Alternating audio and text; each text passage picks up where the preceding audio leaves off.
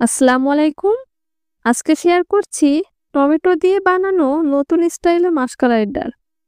খুব সহজে বানানো এই ডালটা ভাতের সাথে খেতে অসাধারণ লাগে।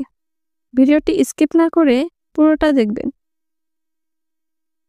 এর জন্য প্রথমে একটি প্যানে 1 কাপ মাসকলাইয়ের ডাল নিলাম। এবার দিব 4 কাপ পানি।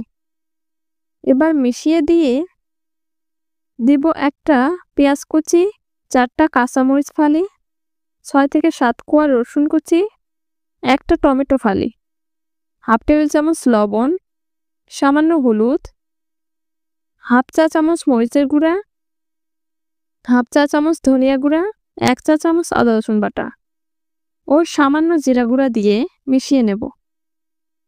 এবার নাড়তে থাকবো ঘন হওয়া পর্যন্ত। এবার একটি প্যানে পরিমাণ মতো তেল নিয়ে তেলটা গরম হলে দিব একটা পেঁয়াজ কুচি। পেঁয়াজ কুচিটা যখন ব্রাউন হয়ে আসবে তখন দেব 2টা শুকনো মরিচ। এবার ডালগুলো ঢেলে দেব ও ঢেকে দিব।